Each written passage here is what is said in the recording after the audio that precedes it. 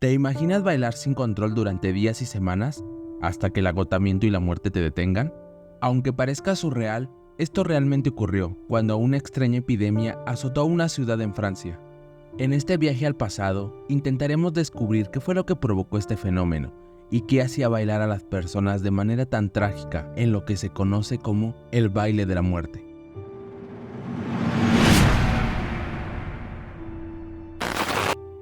Corría el mes de julio de 1518, en la ciudad de Estrasburgo. Todo parecía transcurrir con normalidad, cuando un extraño suceso estaba a punto de desatar el caos.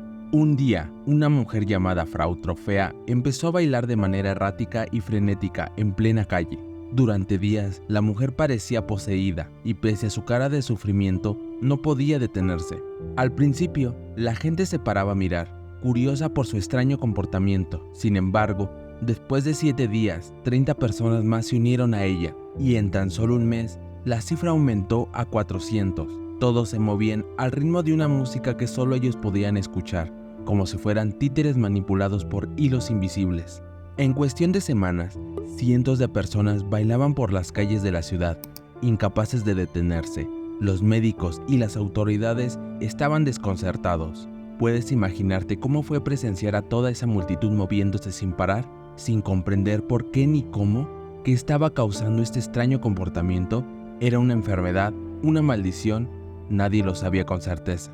Día y noche sin descanso, hombres y mujeres, jóvenes y ancianos, cayeron presa de aquel baile sin fin que los mantenía atrapados en una danza macabra que no daba tregua. Por semanas, los afectados continuaban bailando sin importar el cansancio ni las súplicas de sus seres queridos. Algunos caían rendidos por el agotamiento, pero luego se levantaban y seguían bailando. Era como si estuvieran poseídos por algún tipo de fuerza misteriosa que los obligaba a moverse sin cesar. La ciudad entera se sumió en un estado de desesperación, mientras el incesante sonido de los pasos y el tamborileo de los pies resonaban por cada rincón de Estrasburgo.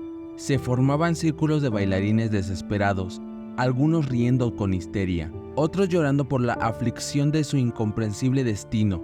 Pero esta epidemia de baile no fue solo un espectáculo extraño, sino que también fue una tragedia. Cada día, aproximadamente 15 bailarines perdían la vida debido al agotamiento físico, derrame cerebral o infarto. Los cuerpos se acumulaban en las calles, mientras la gente continuaba bailando sin control. Las víctimas se retorcían de dolor, suplicaban que los detuvieran, pero no podían dejar de bailar. Incluso cuando alguien lograba sujetar a uno de ellos para detenerlo, el bailarín se calmaba momentáneamente, pero al soltarlo, volvía a danzar sin control. ¿Cómo detener esta epidemia mortal? Los médicos y curanderos de la época se mostraban impotentes frente a este extraño fenómeno. Intentaron todo lo que estaba en su poder, pero nada parecía funcionar. Incapaces de hallar una explicación o cura, atribuyeron el baile a un desequilibrio en la sangre, conocido como la enfermedad de la sangre caliente, donde aseguraban que el flujo sanguíneo podía recalentar el cerebro, causando enfado, fogosidad e incluso la locura. Algunas autoridades intentaron curar a los afectados haciendo que bailaran aún más. Construyeron un escenario en la plaza de la ciudad y contrataron músicos para que los afectados pudieran bailar de forma libre, pero tal solución fue un rotundo fracaso. Otros los llevaron a capillas para que rezaran y buscaran el perdón divino, pero a pesar de esto, ninguna de estas medidas tuvo éxito. Aunque muchos de los afectados se recuperaron días después, quedaron atrapados en una creencia siniestra. Pensaban que seguían enfermos y que solo podrían curarse si continuaban bailando, lo que los sumió en un bucle sin fin, manteniendo el fenómeno en un callejón sin salida. Pero, ¿qué causó este fenómeno? Esta es una pregunta que ha desconcertado a historiadores y médicos durante siglos. Existen muchas teorías sobre lo que causó esta extraña epidemia del baile de la muerte, o coriomanía, como se le conoce hoy en día. Algunos dicen que fue una intoxicación alimenticia provocada por un hongo llamado cornezuelo, que crecía en el centeno y que causaba alucinaciones y convulsiones. Otros dicen que fue una forma de histeria colectiva, causada por el estrés y el miedo que vivía la gente en esa época. En esos tiempos, Estrasburgo estaba pasando por un periodo de escasez de alimentos y pobreza generalizada. Según esta teoría, la hambruna habría provocado fiebres altas y movimientos descontrolados en los afectados, lo que les habría llevado a bailar sin cesar.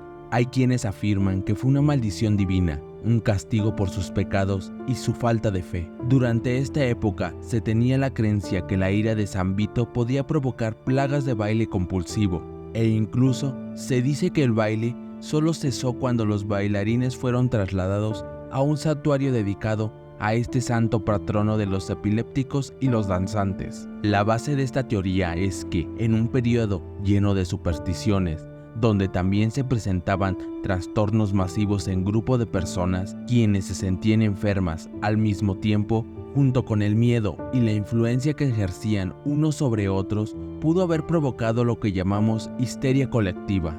Lo cierto es que nadie sabe con seguridad qué fue lo que ocurrió. Lo único que sabemos es que las autoridades de la ciudad no supieron cómo reaccionar. Al principio, pensaron que lo mejor era dejarlos bailar hasta que se cansaran y se curaran, pero eso solo empeoró las cosas.